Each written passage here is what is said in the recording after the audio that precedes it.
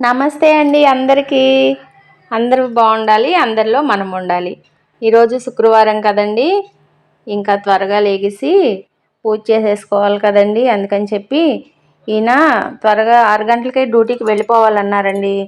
అందుకని ఇంకా పొద్దున్నే ఇలాగ చేసేస్తాను కదా నేను తెల్లవారుజామునే, ఇంకా ఆయన్ని పంపించేయాలని చెప్పి నిన్న పువ్వులు మా నైబర్స్ ఇచ్చారండి. రాధాకృష్ణుల వారికి మాల అల్లి వేశాను. విరజాజులు, సన్నజాజులు, మన చెట్లువి మల్లె పువ్వులు. అసలు ఎంత అందంగా ఉన్నారోనండి, ఎంత బాగున్నారో నాకు చూసే కొద్దీ చూడాలనిపించిందండి. చాలా అంటే చాలా బాగున్నారండి. మీరందరూ నన్ను ఎంతగానో సపోర్ట్ చేస్తున్నారండి. పేరు పేరున అందరికీ ధన్యవాదాలండి.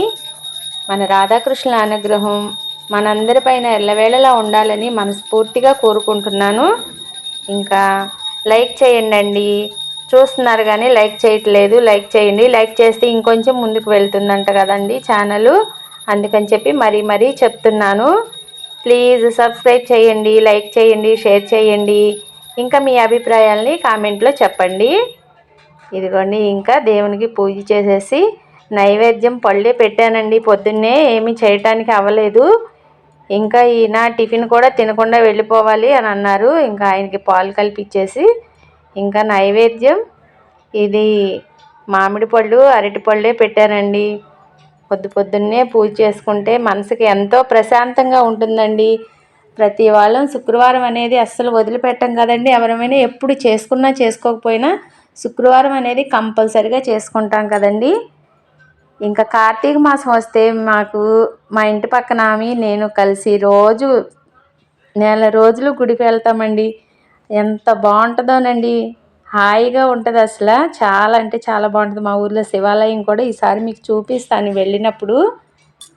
ఇదిగోండి, ఇంకా ఇలాగా పూజ చేసేసుకొని మంచిగా ఇక తర్వాత చేయాల్సిన పనులు ఉన్నాయి కదా.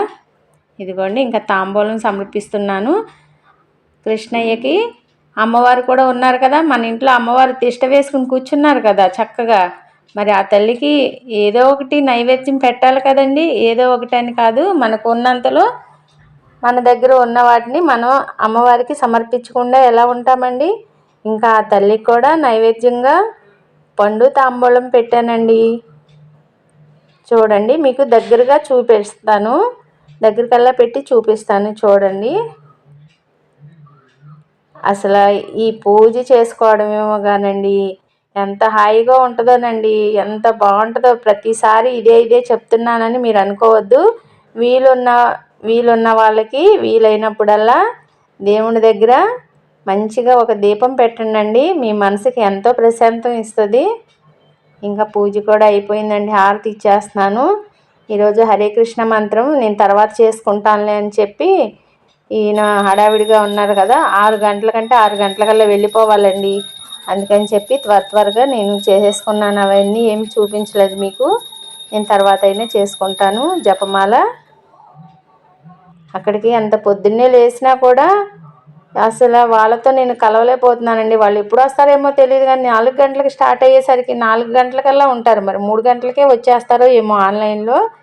ఇంకా చేసుకోవాల్సిన పనులు చాలా ఉన్నాయండి. ఇంకా ఆయన్ని పంపించేసిన తర్వాత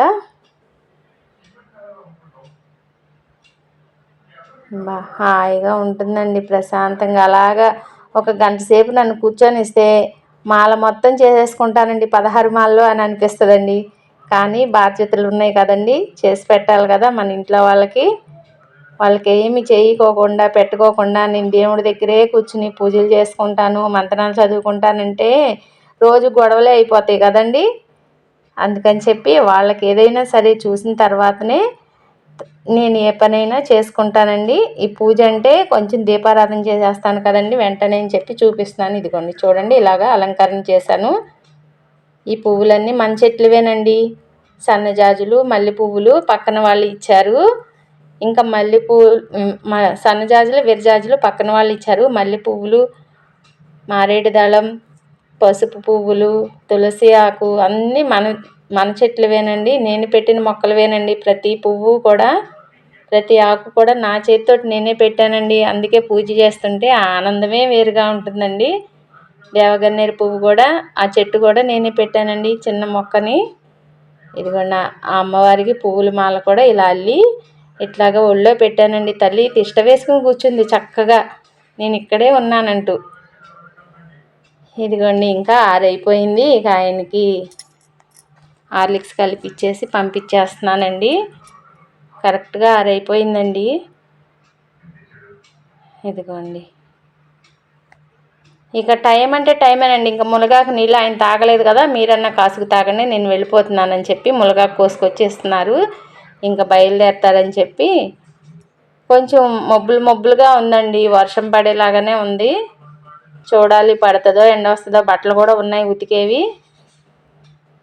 ఇదిగోండి బట్టలు ఆరేవి కూడా ఉన్నాయి, ఉతికేసేసానులేండి, ఆరిపోవాలి అని అనుకుంటా.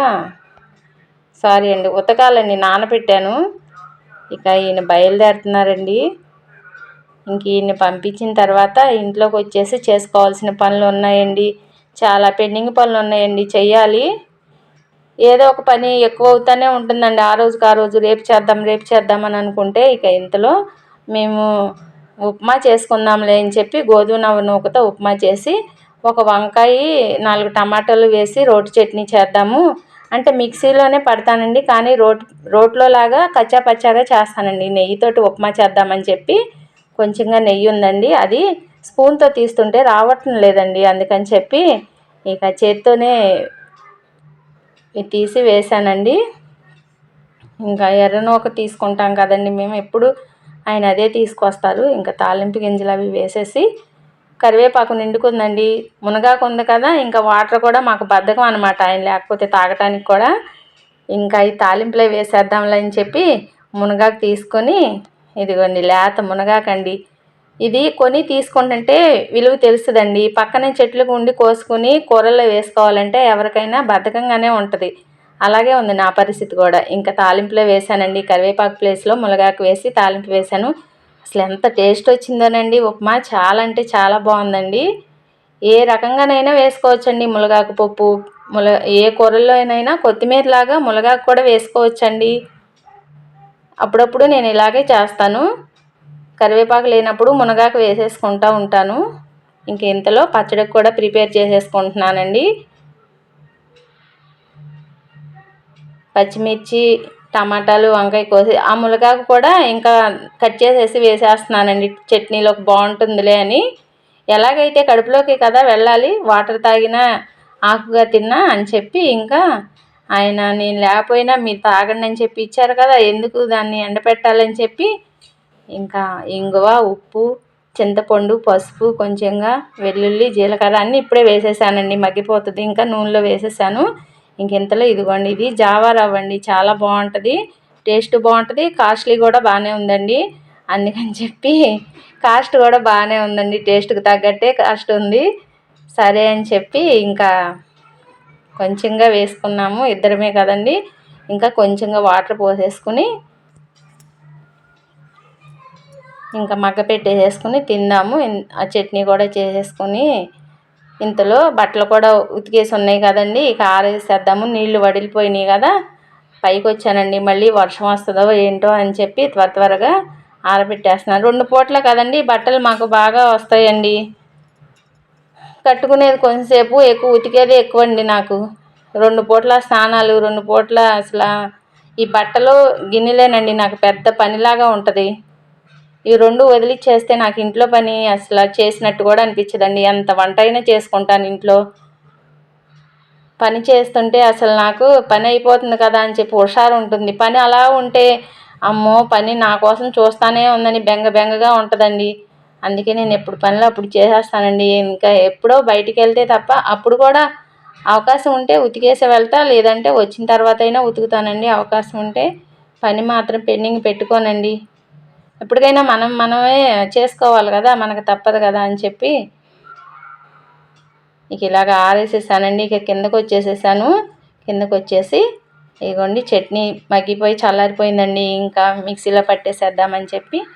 ప్లీజ్ అండి సబ్స్క్రైబ్ చేయండి, నన్ను ఎంతగానో మీరు ఆదరిస్తున్నారు, సపోర్ట్ చేస్తున్నారు. మన ఛానల్కి కొత్తగా వచ్చి చూస్తున్నట్లయితే ప్లీజ్ లైక్ చేయండి, షేర్ చేయండి, సపోర్ట్ చేయండి.